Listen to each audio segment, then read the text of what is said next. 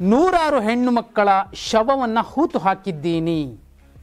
ಆ ಎಲ್ಲ ಹೆಣ್ಣು ಮಕ್ಕಳಿಗೆ, ದೌರ್ಜನ್ಯಕ್ಕೊಳಗಾಗಿ ಪ್ರಾಣ ಬಿಟ್ಟಂತಹ ಹೆಣ್ಣು ಮಕ್ಕಳಿಗೆ ನ್ಯಾಯ ಸಿಗಬೇಕು, ಅವರ ಆತ್ಮಕ್ಕೆ ಶಾಂತಿ ಸಿಗಬೇಕು ಅಂತ ಏನು ಭೀಮ ಬಂದು ನಿಂತಿದ್ದಾನೆ. ಆತ ತೋರಿಸಿದಂತಹ ಜಾಗಗಳನ್ನು SIT ತನಿಖಾ ತಂಡ, ಕಂದಾಯ ಇಲಾಖೆಯ ಅಧಿಕಾರಿಗಳನ್ನೂ ಒಳಗೊಂಡಂತೆ ಅಗಿತಾ ಇದೆ.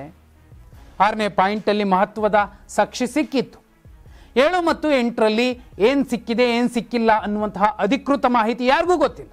ಆದರೆ ಈ ಹಿಂದಿನ ಪ್ರಕರಣಗಳಲ್ಲಿ 1, 2, 3, 4, 5, 6 ಇಷ್ಟೂ ಕಡೆ ಈ ಗ್ರೀನ್ ಟೆಂಟನ್ನು ಹಾಕಿರಲಿಲ್ಲ. ಮಾಧ್ಯಮದವರಿಗೂ ಕೂಡ ಗೊತ್ತಾಗ್ತಿತ್ತು ಏನಾಗಿದೆ ಅಂತ. ಆದರೆ ಅತ್ಯಂತ ಗೌಪ್ಯವಾಗಿ 7, 8ರ ಒಂದು ಉತ್ಖನನ ಆಗಿದೆ. 6ರ ಉತ್ಖನನದ ಸಂದರ್ಭದ ಒಂದು ಕುತೂಹಲ ಮತ್ತು ಒಂದು ಗಲಿಬಿಲಿಯ ವಾತಾವರಣ 8ನೇ ಪಾಯಿಂಟ್ನ ಉತ್ಖನನದ ಜಾಗದಲ್ಲೂ ಕೂಡ ಕಾಣಿಸಿತ್ತು. ಅಧಿಕಾರಿಗಳಲ್ಲಿ ಒಂದು ಗಾಬರಿ ಇತ್ತು. ಏನೋ ಅಲ್ಲಿ ಸಿಕ್ಕಿರುವಂತಹ ಸಾಧ್ಯತೆ ಇದೆ, ಆದರೆ ಅಧಿಕೃತವಾಗಿ ಯಾರಿಗೂ ಕೂಡ, ಯಾವ ಮಾಧ್ಯಮಕ್ಕೂ ಕೂಡ 7 ಮತ್ತು 8ರಲ್ಲಿ ಏನು ಸಿಕ್ಕಿದೆ ಅನ್ನೋದು ಗೊತ್ತಿಲ್ಲ. ಕರ್ಚೀಫ್ ಅನ್ನುವಂಥದ್ದು ಕೂಡ ಅದು ಪಕ್ಕಾ ಮಾಹಿತಿ ಅಂತೂ ಅಲ್ಲವೇ ಅಲ್ಲ. ಆದರೆ 7ರಲ್ಲಿ ಏನೋ ಸಿಕ್ಕಿಲ್ಲದೆ ಇರಬಹುದು, ಆದರೆ 8ರಲ್ಲಿ ಏನೋ ಸಿಕ್ಕಿದೆ ಅನ್ನುವಂತಹ ಒಂದು ಸೂಕ್ಷ್ಮ ಸುಳಿವು ಅಲ್ಲಿನ ಅಧಿಕಾರಿಗಳಲ್ಲಿದ್ದಂತಹ ಗಾಬರಿ ಮತ್ತು ಕಳವಳ ಮತ್ತು ಆ ಒಂದು ಅತಿ ಉತ್ಸಾಹದಿಂದ ಓಡಾಡ್ತಿದ್ದಂತಹ ಪದೇ ಪದೇ ಅಲ್ಲಿ ನಿಂತು ಸಾಕಷ್ಟು ಪ್ರಶ್ನೆಗಳನ್ನು ಕೇಳ್ತಿದ್ದಂಥದ್ದು ಭೀಮನಿಗೆ. ಈ ಎಲ್ಲ ಅಂಶಗಳು ಕೂಡ 8ನೇ ಪಾಯಿಂಟ್ನಲ್ಲಿ ಏನೋ ಸಿಕ್ಕಿದೆ ಅನ್ನೋದನ್ನು ಹೇಳ್ತಿದೆ. ಇದು ಒಂದು ಕಡೆ. ಎಲ್ಲಕ್ಕಿಂತಲೂ ಮಿಗಿಲಾಗಿ ಈ ಪ್ರಕರಣದಲ್ಲಿ ಕೆಲವರ ಹೆಸರನ್ನು ಹೇಳಲೇಬಾರದು ಅಂತ ಪ್ರತಿಬಂಧಕಾದೇಶವನ್ನು ಕೋರ್ಟ್ನಿಂದ ತಂದಿದ್ರು.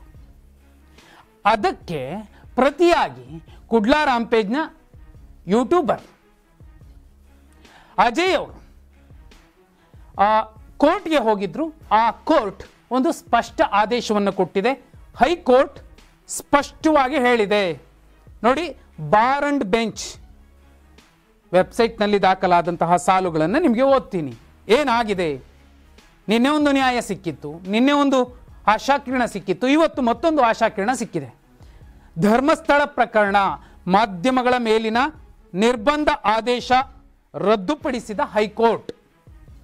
ಸಿವಿಲ್ ದಾವೆ, ಕ್ರಿಮಿನಲ್ ಪ್ರಕ್ರಿಯೆ, ಆರೋಪ ಪ್ರತ್ಯಾರೋಪದ ಮೇಲೆ ಈ ಪೀಠ ಯಾವುದೇ ಅಭಿಪ್ರಾಯ ವ್ಯಕ್ತಪಡಿಸಿಲ್ಲ. ಆದೇಶದಲ್ಲಿ ಪರಿಗಣಿಸಿರುವ ಒಂದು ಅಂಶ ಹೊರತುಪಡಿಸಿ ಪಕ್ಷಕಾರರ ನಡುವೆ ಎಲ್ಲ ವಾದ ಮುಕ್ತವಾಗಿರಿಸಲಾಗಿದೆ. ಧರ್ಮಸ್ಥಳದಲ್ಲಿ ಕೊಲೆಯಾದ 100 ಶವಗಳನ್ನು ಹೂತಿರುವ ಪ್ರಕರಣಕ್ಕೆ ಸಂಬಂಧಿಸಿದಂತೆ ಕ್ಷೇತ್ರದ ಪ್ರಮುಖರಿಬ್ಬರ ವಿರುದ್ಧ ಯಾವುದೇ ಮಾನಹಾನಿ ವಿಷಯ ಪ್ರಸಾರ ಅಥವಾ ಪ್ರಕಟ ಮಾಡದಂತೆ ಮಾಧ್ಯಮಗಳಿಗೆ ವಿಧಿಸಿದ್ದ ವಿಚಾರಣಾಧೀನ ನ್ಯಾಯಾಲಯದ ಏಕಪಕ್ಷೀಯ ಪ್ರತಿಬಂಧಕಾದೇಶವನ್ನು ಹೈಕೋರ್ಟ್ ಶುಕ್ರವಾರ ರದ್ದುಪಡಿಸಿ ಮಹತ್ವದ ಆದೇಶ ಮಾಡಿದೆ. ಇದರಿಂದ ಸಂಬಂಧಪಟ್ಟ XYZ ಅವರಿಗೆ ಹಿನ್ನಡೆಯಾಗಿದೆ. ಅಷ್ಟೇ ಅಲ್ಲ, ದಕ್ಷಿಣ ಕನ್ನಡದ ಕುಡ್ಲಾ ರಾಂಪೇಜ್ ಪ್ರಧಾನ ಸಂಪಾದಕ ಅಜಯ್ ಅವರು ಮಾಧ್ಯಮಗಳ ಮೇಲಿನ ನಿರ್ಬಂಧದ ಆದೇಶ ಪ್ರಶ್ನಿಸಿರುವ ಅರ್ಜಿಯ ವಿಚಾರಣೆಯನ್ನ ನ್ಯಾಯಮೂರ್ತಿ ಎಂ ನಾಗಪ್ರಸನ್ನ ಅವರ ಏಕಸದಸ್ಯ ಪೀಠವು ಭಾಗಶಃ ಪುರಸ್ಕರಿಸಿದೆ. ಈಗ ನೇರವಾಗಿ ಮಾತಾಡಬಹುದು ಅನ್ನುವಂಥದ್ದನ್ನು ಹೇಳಿದೆ. ಆದರೆ ಇಲ್ಲಿ ಬಹುಮುಖ್ಯವಾದಂತಹ ವಿಚಾರ ಏನಂದ್ರೆ, ಸಿವಿಲ್ ದಾವೆ, ಕ್ರಿಮಿನಲ್ ಪ್ರಕ್ರಿಯೆ, ಆರೋಪ ಪ್ರತ್ಯಾರೋಪದ ಮೇಲೆ ಈ ಪೀಠ ಯಾವುದೇ ಅಭಿಪ್ರಾಯ ವ್ಯಕ್ತಪಡಿಸಿಲ್ಲ. ಆದೇಶದಲ್ಲಿ ಪರಿಗಣಿಸಿರುವ ಒಂದು ಅಂಶ ಹೊರತುಪಡಿಸಿ ಪಕ್ಷಕಾರರ ನಡುವೆ ಎಲ್ಲ ವಾದ ಮುಕ್ತವಾಗಿರಿಸಲಾಗಿದೆ ಅಂತ ಹೈಕೋರ್ಟ್ ಹೇಳಿದೆ. ಅಲ್ಲಿಗೆ ಇಂತಿಂಥವರ ಹೆಸರನ್ನು ನೀವು ಹೇಳಲೇಬಾರದು ಅಂತ ಏನು ಪ್ರತಿಬಂಧಕ ಆದೇಶವನ್ನು ತಂದಿದ್ರು ಕೆಲವರು ಪ್ರಮುಖರು, ಪ್ರಭಾವಿಗಳು, ಅವರ ಹೆಸರನ್ನು ನೇರ ಹೇಳಬಹುದು ಅಂತ ಹೇಳಿದೆ. ಆದರೆ ತನಿಖೆಯ ಹಂತದಲ್ಲಿ ಇರುವಂತಹ ಸಂದರ್ಭದಲ್ಲಿ ಯಾರೋ ಭೀಮನ್ ಬಗ್ಗೆ ಓದ್ಕೊಂಡಿರೋರು, ಓದ್ಕೊಂಡಿರೋರು ಬಾಯಿಗೆ ಬಂದಂಗೆ ಮಾತಾಡುವಂತಹ ಸಂದರ್ಭದಲ್ಲಿ ಅದೇ ಕೆಲಸವನ್ನು ಸಾಮಾನ್ಯರಾಗಿ ಇನ್ನುಳಿದವರು ಮಾಡುವಂಥದ್ದು ತಪ್ಪು. ಕಾನೂನು ಎಲ್ಲರಿಗೂ ಒಂದೇ. ನಾನು 100 ಡಾಕ್ಟರೇಟ್ ತೊಗೊಂಡಿದ್ದೀನಿ, ತಪ್ಪು ಮಾಡಿದ್ರೆ ನನ್ನನ್ನು ಬಿಟ್ಬಿಡ್ತಾರೆ, ನಾನು 3 ಅಕ್ಷರ ಓದಿಲ್ಲ, ನಾನು ತಪ್ಪು ಮಾಡಿಲ್ಲ ಅಂತ ಹೇಳೋದಕ್ಕೂ ವ್ಯತ್ಯಾಸಗಳಿದ್ದಾವೆ. ನೋಡಿ, ಇಲ್ಲಿ ಶನಿವಾರ ಅಸಲಿ ಶೋಧ ಶುರುವಾಗತ್ತೆ. ಯಾಕಂದರೆ 7ರಲ್ಲಿ 8ರಲ್ಲಿ ಏನಾಗಿಲ್ಲ ಎಲ್ಲವೂ ಕೂಡ ಪಕ್ಕಾ ಆಗಿದೆ. ಆದರೆ ಯಾರಿಗೂ ಕೂಡ ಮಾಹಿತಿ ಗೊತ್ತಿಲ್ಲ. ಅತ್ಯಂತ ಗೌಪ್ಯವಾಗಿ SIT ತನಿಖಾ ತಂಡ ಆ ಮಾಹಿತಿಯನ್ನು, ಸಾಕ್ಷ್ಯಗಳನ್ನು, ದಾಖಲೆಗಳನ್ನು ಏನು ಸಿಕ್ಕಿದೆ, ಮೇ ಬಿ 8ನೇ ಪಾಯಿಂಟ್ನಲ್ಲೂ ಸಿಕ್ಕಿರುವಂತಹ ಸಾಧ್ಯತೆಗಳಿದೆ. ಆದರೆ ಅದು ಏನು ಹೇಳಿಲ್ಲ.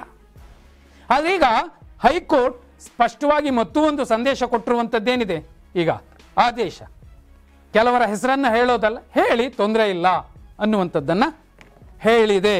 ನೋಡಿ, ಆ ಪ್ರತಿಬಂಧಕ ಆದೇಶವನ್ನು ರದ್ದುಪಡಿಸಿ ಏನು ಒಂದು ಅರ್ಜಿ ಸಲ್ಲಿಸಿದ್ರು, ಆ ಅರ್ಜಿಯನ್ನು ಪುರಸ್ಕರಿಸಿದೆ, ಭಾಗಶಃ ಪುರಸ್ಕರಿಸಿದೆ. ಇನ್ನೂ ಆ ಒಂದು ತೀರ್ಪು ಕ್ಲಿಯರ್ ಆಗಿಲ್ಲ. ಆ ಕಾರಣಕ್ಕೋಸ್ಕರ ಎಲ್ಲರ ಹೆಸರನ್ನು ಹೇಳುವಂಥದ್ದು ಇದೆಯಲ್ಲ, ಬೇಡ. ಯಾಕಂದರೆ ಭೀಮ ಮುಖ್ಯವಾಗಿ ಈಗ ಒಂದು ಧೈರ್ಯ ಮಾಡಿ ಬಂದು ಎಷ್ಟೋ ವರ್ಷಗಳಿಂದ ಇದ್ದಂತಹ ಸಂಕಟ, ನೋವು, ಅಸಹನೆಯನ್ನು ಎಷ್ಟೋ ಜನ ಹೇಳಕ್ಕೆ ಬರಲಿಲ್ಲ. ಆದರೆ ಕೊನೆ ಪಕ್ಷ ಭೀಮ ಬಂದು ನಿಂತಿದ್ದಾನಲ್ಲ, ಆತನಿಗೆ ಬಲವಾಗಿ ನಿಲ್ಲುವಂತಹ ಜನಾಕ್ರೋಶ ಏನಿದೆ ಇವತ್ತು ಬಹುಪಾಲು, ಯಾರು ಒಂದು 10-15% ಜನ ಮಾತ್ರ ಭೀಮ ಸರಿ ಇಲ್ಲ ಅಂತಿದ್ದಾರೆ. ನೋಡಿ ಹೆಂಗಿದೆ ಅಂದರೆ, ಮೊದಲನೇ ದಿನ ಕಳ್ಳ ಅಂದರು, 2ನೇ ದಿನ ಕೊಲೆಯ ಆರೋಪ ಕೂಡ ಆತನ ಮೇಲೆ ಮಾಡ್ತಿದ್ದಾರೆ ಕೆಲವರು. ಆದರೆ ಸುಮಾರು 75-85% ಜನ ಆ ಹೆಣ್ಣು ಮಕ್ಕಳಿಗೆ ನ್ಯಾಯ ಸಿಗಬೇಕು ಅಂತ ಬಯಸ್ತಿದ್ದಾರಲ್ಲ. ಸಿಂಹಪಾಲು ಜನ, ಕರ್ನಾಟಕದ ಜನ ನ್ಯಾಯ ಸಿಗಬೇಕು, ಸತ್ಯ ಹೊರಗೆ ಬರಬೇಕು. ಸತ್ಯ ಹೊರಗೆ ಬರಬೇಕು ಅಂದರೆ ತನಿಖೆ ಸರಿಯಾದ ಹಾದಿಯಲ್ಲಿ ನಡಿಬೇಕು. ಇನ್ನೂ ಮುಖ್ಯವಾದ ವಿಚಾರ ನಿಮ್ಗೆ ಹೇಳಬೇಕು. ಇಷ್ಟು ದಿನ ಟ್ವಿಟ್ಟರ್ನಲ್ಲಿ ಈ ಒಂದು ಪ್ರಕರಣ ಟ್ರೆಂಡಿಂಗ್ ಆಗ್ತಿರಲಿಲ್ಲ, ಆದರೆ ಇವತ್ತು ಏಕಾಏಕಿ ಟ್ರೆಂಡಿಂಗ್ ಆಗಿದೆ. ಯಾಕೆ? ಕೇವಲ ಕರ್ನಾಟಕದ ಜನತೆ ಅಷ್ಟೇ ಅಲ್ಲ, ಇಡೀ ದೇಶದ ಹೆಂಗರಳುಗಳು ಆ ಹೆಣ್ಣು ಮಕ್ಕಳಿಗೆ, ಸೌಜನ್ಯ, ವೇದವಲ್ಲಿ ಅಮ್ಮ, ಪದ್ಮಲತಾ, ಅನನ್ಯ ಭಟ್, ಹೀಗೆ ಹೇಳ ಹೆಸರಿಲ್ಲದೆ ಅಲ್ಲಿ ಹೆಣವಾಗಿರಬಹುದಾದ ಎಲ್ಲ ಹೆಣ್ಣು ಮಕ್ಕಳಿಗೆ ಅಲ್ಲಿ ಸಂಕಟ ಅನುಭವಿಸಿದ, ನಾನು ಜೀವಂತ ಸಂತ್ರಸ್ತೆ ಒಬ್ಬಳಿದ್ದಾಳೆ ಎನ್ನುವಂತಹ ಸುದ್ದಿಯನ್ನು FIR ಕಾಪಿ ಆಧಾರದ ಮೇಲೆ ನಿಮಗೆ ಹೇಳಿದ್ದೆ. ಆ ಸಂದರ್ಭ ಅಷ್ಟು ಕಮೆಂಟ್ಗಳನ್ನು ನೋಡುವಾಗ ಒಂದಷ್ಟು ಜನ ಹಾಕಿದ್ದದ್ದು, ಇನ್ನೂ ಇದ್ದಾರೆ ಜೀವಂತ ಸಂತ್ರಸ್ತೆಯರು, ಆದರೆ ಅವರು ಬಂದು ಹೇಳಲಿಕ್ಕೆ ಭಯ. ಅವರು ಅವರದ್ದೇ ಜೀವನದ ಸಂಕಷ್ಟಗಳ ಮಧ್ಯೆ, ಜಂಜಾಟಗಳ ಮಧ್ಯೆ ಒದ್ದಾಡ್ತಿದ್ದಾರೆ, ಹೊಟ್ಟೆ ಪಾಡಿಗೆ ದುಡಿತಿರುವಂಥವರಿದ್ದಾರೆ, ಬಡಬಗ್ಗರಿದ್ದಾರೆ, ಅವರಿಗೆ ಬಂದು ಹೇಳೋದಕ್ಕೆ ಭಯ ಅನ್ನುವಂತಹ ಕಮೆಂಟ್ಗಳನ್ನು ನಾನು ಓದಿದೆ. ಅಲ್ಲಿಗೆ ಇನ್ನೂ ಸಂಕಟ ಅನುಭವಿಸಿದವರು, ದೌರ್ಜನ್ಯಕ್ಕೊಳಗಾದವರು ಕೆಲವರಲ್ಲ, ಸಾಕಷ್ಟು ಜನ ಅನ್ನುವಂತಹ ಜನಾಭಿಪ್ರಾಯ, ಕಮೆಂಟ್ನಲ್ಲಿ ಬಂದಂತಹ ಜನಾಭಿಪ್ರಾಯ ನಿಜ ಇದ್ದಿರಬಹುದು. ಅಥವಾ ಈ ಸಂದರ್ಭದಲ್ಲಿ ಮತ್ತೊಬ್ಬರು ಮಗದೊಬ್ಬರು ಈ ವಿಚಾರವನ್ನು ಹೇಳ್ತಾ ಅವರಿವರು ಕೇಳಿದ್ದನ್ನು ಹೇಳಿರಬಹುದು, ಅವ್ರಿಗೂ ಗೊತ್ತಿಲ್ಲದೇನೂ ಇರಬಹುದು. ಆದರೆ ಒಂದು ಸತ್ಯ, ಅಲ್ಲಿ ಕೆಂಡ ಇದೆ, ಬೂದಿ ಅಂತೂ ಮುಚ್ಕೊಂಡಿದೆ ಅನ್ನುವಂಥದ್ದು ಸ್ಪಷ್ಟವಾಗಿ ಕಾಣಿಸುತ್ತೆ. ಬಹುದೊಡ್ಡ ಬಿರುಗಾಳಿನೋ ಅಥವಾ ನೀರಿನ ಒಂದು ಹನಿನೋ ಅದ್ರ ಮೇಲೆ ಬಿದ್ದಾಗಲೇ ಗೊತ್ತಾಗೋದು, ಇಲ್ಲ ಅಲ್ಲಿ ಕೆಂಡ ಇದೆ, ಅದು ಸುಡ್ತಿದೆ, ಎಲ್ಲರನ್ನೂ ಸುಟ್ಟಿದೆ, ಆ ಸುಡುವಂತಹ ಕೆಂಡ ಈಗ ಬೇಕಿಲ್ಲ, ಅದಕ್ಕೊಂದು ಶಿಕ್ಷೆ ಆಗಬೇಕು ಅನ್ನುವಂತಹ ಒಂದು ಚರ್ಚೆ ನಡೀತಿದೆ. 7-8 ಏನಾಗಿದೆ ಯಾರಿಗೂ ಗೊತ್ತಿಲ್ಲ, ಮತ್ತೊಂದು ಸಲ ಹೇಳ್ತಿದ್ದೀನಿ. ಆದರೆ ಮಾಧ್ಯಮಗಳಲ್ಲಿ ಬರೀ ಕರ್ಚೀಫು, ಅದರಲ್ಲೂ 2-3 ಮಾಧ್ಯಮಗಳಂತೂ ಯಾಕಾದರೂ ತನಿಖಾ ತಂಡ ಅಲ್ಲೋಗಿ ತನಿಖೆ ನಡೆಸ್ತಿದೆಯೋ, ಅದು ಯಾಕಾದ್ರೂ ಆ ಅಸ್ಥಿಪಂಜರ 6ನೇ ಪಾಯಿಂಟ್ನಲ್ಲಿ ಸಿಕ್ತೋ ಅನ್ನೋಷ್ಟರ ಮಟ್ಟಿಗೆ ಭಜನೆ ಮಾಡ್ತಿದ್ದಾರೆ. ದಯಮಾಡಿ ನಾನು ಹೇಳ್ತೀನಿ, ಯಾರೋ ಹೆಣ್ಣು ಮಕ್ಕಳಿಗೆ ನ್ಯಾಯ ಸಿಕ್ಕರೆ ಆ 2 ಚಾನೆಲ್ಗಳಿಗೆ ಏನು ಬಂದಿದೆ? ದಟ್ಟ ದರಿದ್ರ. ಅಂತಹ ಚಾನೆಲ್ಗಳನ್ನು ಕೂಡ ಕೇಬಲಲ್ಲಿ ಹಾಕಿಸ್ಕೊಂಡು ನೋಡೋ ಜನ ಇದಾರಲ್ಲ, ಅವ್ರಿಗೆ ಗ್ರೇಟ್. ಯಾರಾದರೂ ಪುಣ್ಯಾತ್ಮರು ಅಂತಹ ಚಾನೆಲ್ಗಳನ್ನು ನೋಡ್ತಿದ್ರೆ ಕೇಬಲಿಂದ ಕಿತ್ತು ಬಿಸಾಕ್ಸೋದು ಒಳ್ಳೆಯದು. ಯಾಕಂದರೆ ಒಂದು ಹೆಣ್ಣನ್ನು ಗೌರವಿಸ್ತ, ಸಿಂಪಲ್. ಭೀಮನ್ ತಪ್ಪಿದೆಯೋ, ಭೀಮನ ಆರೋಪ ಮಾಡಿರುವಂಥ ತಪ್ಪಿದೆಯೋ ಬೇರೆ ಪ್ರಶ್ನೆ. ಹೆಣ್ಣು ಮಕ್ಕಳಿಗೆ ಸಮಸ್ಯೆ ಆಗಿದೆ, ಸೌಜನ್ಯಕ್ಕೆ ಸಂಗೆ ಬಿದ್ದಿದೆ, ಸಿಂಪಲ್ ಎಕ್ಸಾಂಪಲ್. ಹೆಣ್ಣು ಮಕ್ಕಳಿಗೆ ನ್ಯಾಯ ಸಿಗಬೇಕು ಅಂತ ಬಯಸೋದು ತಪ್ಪ.